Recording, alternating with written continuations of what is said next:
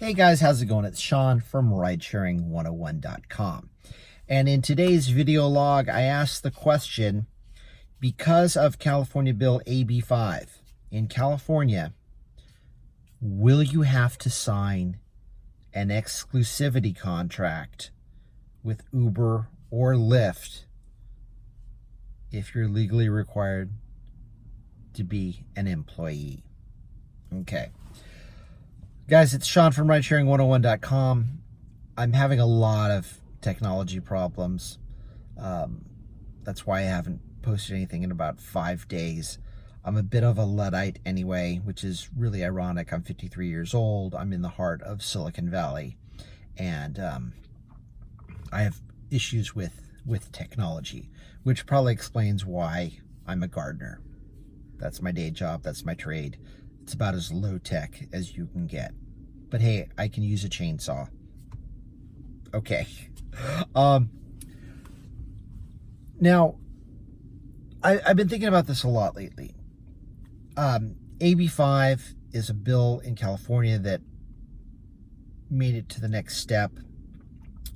And it's a bill that would require gig economy workers to be classified as employees. Now, if this happens, the question I'm asking is, will Uber and Lyft require you to sign an exclusivity contract? And the reason being is I believe you're considered full-time at 30 hours or 32 hours. And if you're an employee, you have to be offered things like sick pay, you qualify for unemployment insurance, you qualify for workers' comp. These are extra benefits that, not extra benefits, but these are benefits that the ride-sharing companies are going to have to give money for. They're going to have to pay into all the funds, and you will now be more expensive for the rideshare companies, and in short, you will cut into their profits. And the ride-sharing companies want to protect their profits. So if they're paying you benefits, if they're paying into the system for you, my thinking is they're not going to want you to work for the competition. And this isn't uncommon. This is, it's basic thinking. When I was a teenager, I applied to Macy's department store, and they informed me that if I got the job, I would not be able to work for another retailer. I could have another job, I just couldn't work for another retailer. It was against their policy. They didn't want me working for the competition. Okay, well, I didn't get the job anyway, but that's neither here nor there. But it just goes to show, people don't want you working for the competition, taking money out of their pockets. Hey, funny, rideshare drivers, we don't want Uber and Lyft to take money out of our pockets either. Okay, well, now, there's a couple of scenarios. The primary way to avoid this would be for Uber and Lyft and other rideshare companies just to say, okay, well, if you need 30 or 32 hours to become an employee, we're not going to give you that much time. We're going to cap how many hours you can work. You can only work 25, 28, 29, 29 and a half, whatever it is, just to get under the necessary minimum. Will they do this? I don't know. I don't know how many drivers they have. I don't know how many drivers are full-time versus how many drivers are part-time. But it's certainly a possibility. And I bring up these points to get drivers to think. I'm not saying that this is going to happen. I'm saying there's a possibility. You should be aware of it. You should start asking questions and form some kind of game plan. Now, a lot of drivers, if you're full-time, are driving 40, 50, 60 hours a week. Now, most of that is usually on one platform. So if Uber says, hey, you need to drive at least, let's say, 32 hours to be considered a full-time employee, if you're driving 60 hours a week, that means there's 28 hours left. Okay? 28, 32 equals 60.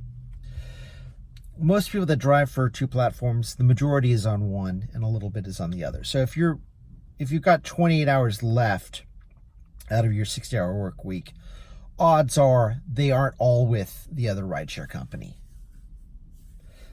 You know, you might drive half of that 28, 14 might be with the one, 14 might be with the other. And I bring this up because if you only have to make up, let's say 14 hours, you can probably just switch that over to the one rideshare company if you're forced to be exclusive. It might be a little bit of a pain. It might be, you might have to work a few more hours, or you might have to switch your schedule around. It can be done. It's not easy. I'm not saying that you should have to, but if push comes to shove, you'll be all right. Now, let's think about this. If you have to sign an exclusivity contract to work, then I feel you should be paid for that. Let's say you really like Lyft. Okay, you spend most of your time on Lyft. Uber by far is the bigger rideshare company. So if you're driving, let's say 40 hours a week with Lyft, you're comfortable with that, you like Lyft, you like the passengers, whatever, it's all good. Well, most of the people are going to Uber. So, hey Lyft, you want me to be exclusive? Okay. You need to give me another bonus. Yeah, think about that. You could force the other rideshare companies to give you bonus, especially the smaller companies. Hey, if most of the rides are on Uber, why should I stay with you? You need to make it, worth my while. You need to give me something. And just these benefits that I'm really already entitled to anyway, that's fine. You need to take care of me. They're show me the money, as they say. And even the same thing with Uber. Well, hey, Lyft is offering me money. They're, I think, a better company than you. Maybe not.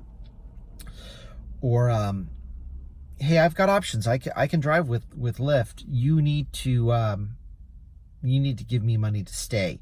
Besides, you screwed me out of the bonus initially, so it's time for you to step up again and do what you should have done in the beginning. I've been driving for 5 years. I never got a bonus when I signed on. It was right at the beginning of rideshare. They were advertising. I went down there.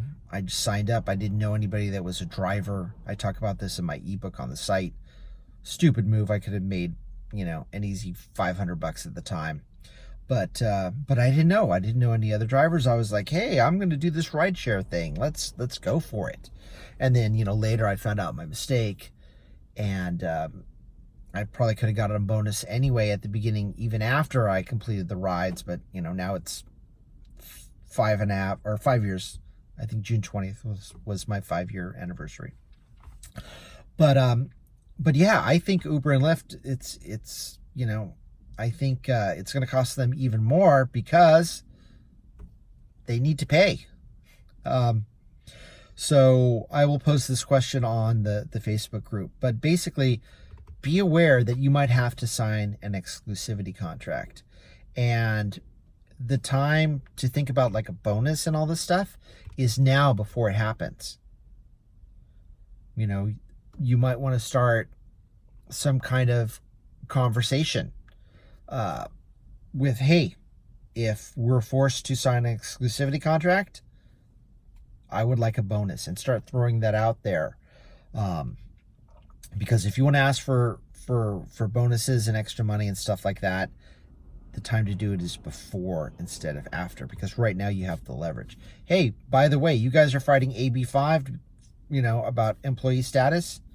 If you want me to sign an exclusivity contract, you're going to have to pay me. Let them know now. Throw that out there so it can gain momentum. More people can talk about it. Something to think about. Will it happen? I don't know. Will you have to sign an exclusivity contract? I don't know that either. But if you do, we should get paid. You know, I don't have all the answers. I bring up points and I ask questions to start a dialogue, to get people thinking about this kind of stuff. I don't know if this will happen, but I don't hear anybody else talking about it. So, and I think it can be a very real possibility. So think about driver exclusivity. Think about if you want that, how you're going to deal with that, if it's going to make your job easier, harder.